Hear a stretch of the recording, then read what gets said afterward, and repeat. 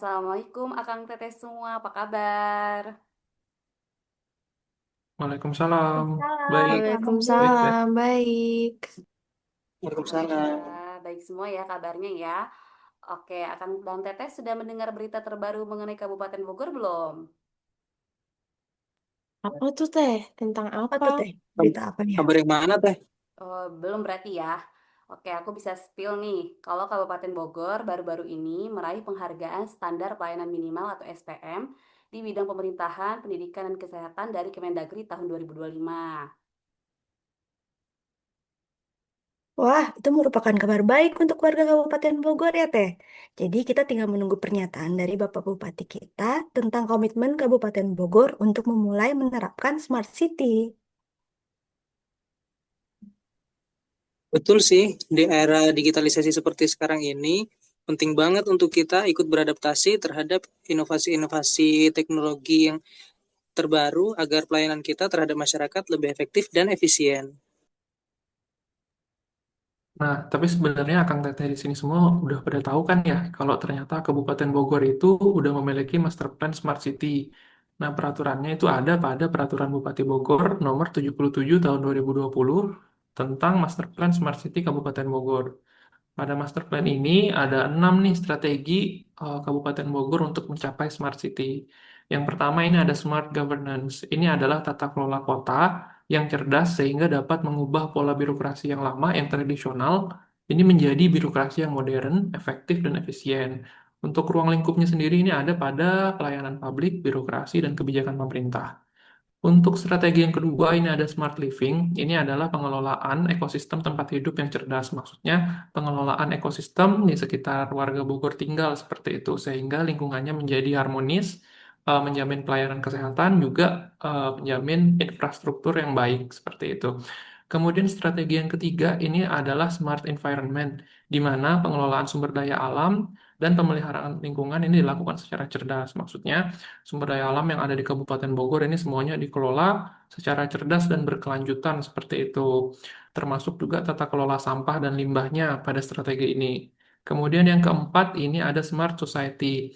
Nah, selain lingkungannya, selain infrastrukturnya, kemudian birokrasinya dilakukan perubahan menuju smart, ini masyarakatnya juga harus dilakukan perubahan untuk menuju smart. Nah, di mana ini caranya adalah dengan membangun masyarakat yang smart melalui sistem pendidikan yang baik. Kemudian strategi yang kelima ini ada smart economy, di mana di sini adalah sinergi pembangunan ekonomi secara cerdas. Ruang lingkupnya ini ada penataan industri, kemudian juga ada peningkatan kesejahteraan masyarakat. Untuk strategi yang terakhir adalah smart branding. Di sini adalah peningkatan daya saing secara cerdas.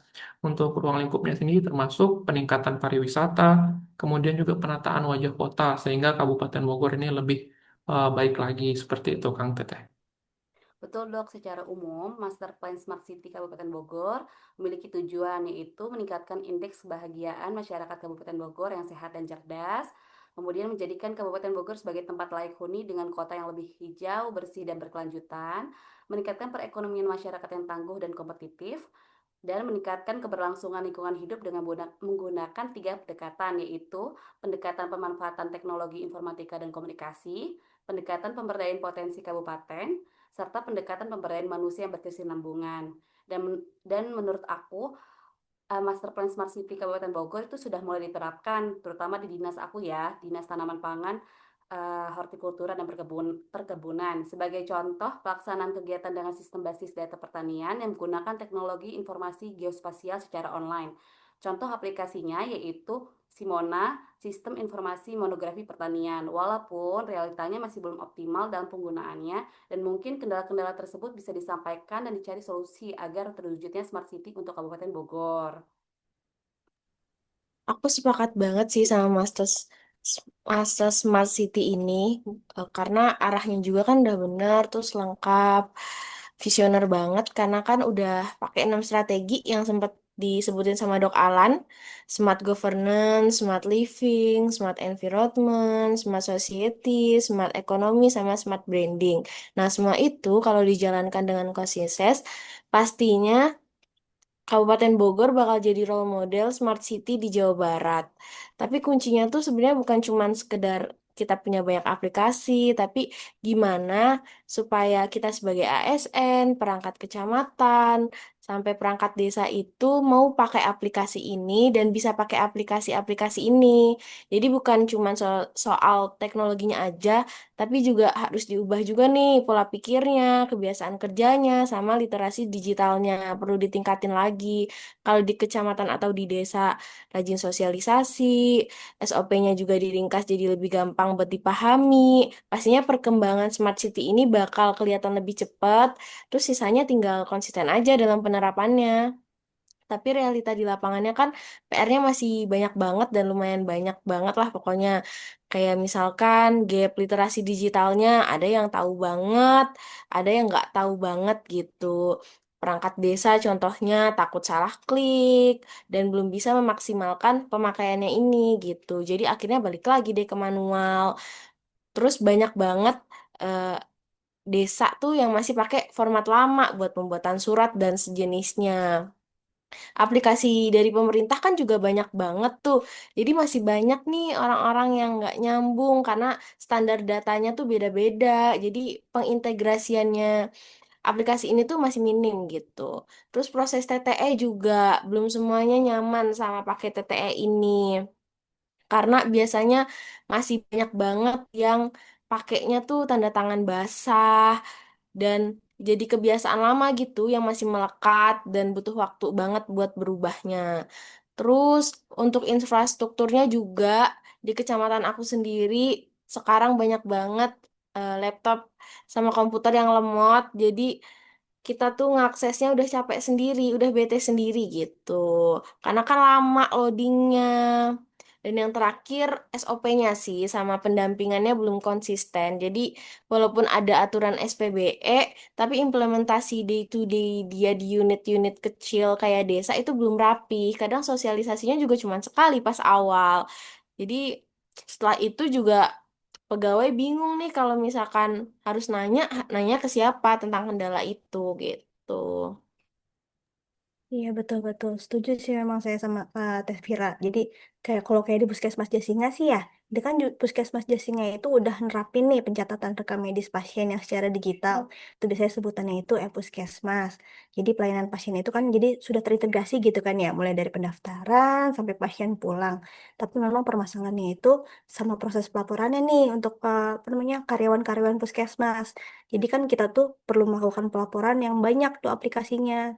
Jadi selain ke puskesmas itu, kita harus pelaporan di ASI, kalau misalkan mau input data dari pemeriksaan gigi atau kesehatan secara gratis, udah gitu kok untuk pakai harus di SITB untuk data TBC, kemudian STBM untuk data kesehatan lingkungan, belum lagi ada SIHA untuk data penderita HIV, ada lagi SIMKESWA untuk pelaporan kasus kesehatan jiwa, sama lain-lain deh masih agak banyak memang aplikasinya.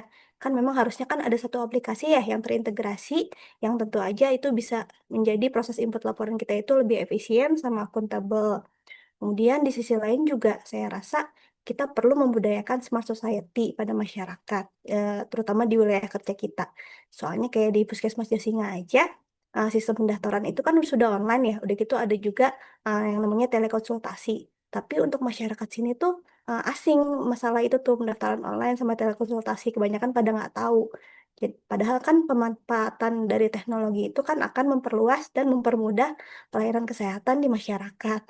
Jadi kayaknya kampanye publik yang berkelanjutan itu wajib dilakukan agar peningkatan literasi digital di masyarakat merata. Terus kalau misalkan di Puskesmas Cigudeg nih, bagaimana Kang Alan? Nah, untuk di Puskesmas Cigudeg sendiri, terkait literasi digital itu sebenarnya juga masih kurang. Nah, sebenarnya di Puskesmas Cigudeg juga udah pakai platform digital ya, sama seperti di Puskesmas Jasinga. Platform digital yang dipakai itu e-Puskesmas Cluster ini untuk mencatat rekam medis dari pasien tadi. Sebenarnya untuk e-Puskesmas Cluster ini udah terintegrasi sama anjungan antrian mandiri. Jadi di depan puskesmas itu ada mesin antrian untuk pasien daftar. Nah, di Puskesmas Cigudeg, karena memang literasi digitalnya masih kurang, ini setelah bertahun-tahun mesin tadi dipakai itu ternyata masih banyak yang belum bisa yang mengakses mesin tadi, sehingga Puskesmas Cigudeg juga masih perlu untuk menempatkan petugas khusus di mesin antrian tadi. Nah, hal ini terkait tadi dengan smart society tadi. Memang di wilayah kerja Puskesmas Cigudeg itu masih kurang untuk literasi digitalnya. Sehingga kalau dari saya sendiri ini sangat disayangkan investasi yang sudah dikeluarkan untuk membeli mesin antrian digital tadi itu nggak bisa berjalan dengan baik, malah harus mengeluarkan biaya lagi untuk apa namanya petugas penjaga mesin antrian tadi. Nah, untuk di RSUD Ciawi sendiri gimana, Kang Faisal? Apakah udah banyak penerapan platform digitalnya juga dalam pelayanannya? Ini kalau untuk di RSUD Ciawi sendiri, kita juga udah berkomitmen, Kang, dan mulai mengadopsi sistem paperless. Nah, tidak memakai kertas lagi. Kita itu ada namanya platform Transmedik. Nah, tujuannya yaitu meningkatkan efisiensi, terus mengurangi penumpukan berkas, status pasien, dan memberikan pengalaman yang lebih cepat serta mempermudah untuk menjalankan pelayanan tersebut. Nah, kan kalau misalnya pakai yang manual, kita harus menulis dengan tinta basah ya. Jadi memakan waktu yang cukup. Kalau kita paperless, kita cukup memangkas waktu. Jadi menggunakan waktu bisa lebih efisien. Nah, untuk sistem pemantauan berbasis digital seperti ini sangat memungkinkan kita untuk memantau kondisi pasien secara real time dan memudahkan pengelola data basis juga, serta mempercepat proses diagnosa perawatan. Nah, berbagai perangkat komputer kita juga yang telah terpasang di rawat inap, ruangan ICU dan kamar operasi dan ruangan lainnya itu sudah semakin ditingkatkan ya, walaupun bertahap. Nah, seperti jaringannya, terus kualitas komputernya, speknya dan lain-lain lah, untuk menghindari hal-hal yang tidak diinginkan seperti nge-lag tadi ya, walaupun pada di lapangan tetap ada saja 1-2 device yang masih device lama begitu. Nah, dan langkah-langkah seperti ini juga dapat menjadikan rumah sakit kita bekerja lebih efisien, transparan, dan respon terhadap kebutuhan pasien. Nah, jadi bisa ditarik kesimpulan ya. Untuk kesimpulannya yaitu masuknya digitalisasi terhadap pelayanan kita ini membawa transformasi yang cukup signifikan. Gunanya yaitu meningkatkan efisiensi, akurasi, dan kecepatan layanan. Nah, dengan adopsi teknologi digital seperti ini, proses pelayanan menjadi lebih terintegrasi, transparan, responsif terhadap kebutuhan masyarakat. Meskipun tadi masih ada tantangan seperti menghadapi infrastruktur, pelatihan SDM, dan keamanan datanya. Nah, digitalisasi tersebut merupakan langkah strategis untuk menuju pelayanan publik yang lebih modern, inklusif, dan berkelanjutan, terutama untuk di Kabupaten Bogor kita ya. Nah, sekarang mari kita berperan sebagai Smart ASN demi terwujudnya Smart Governance. ASN berakhlak, profesional, dan berkarakter. Oke, terima kasih. Sama-sama.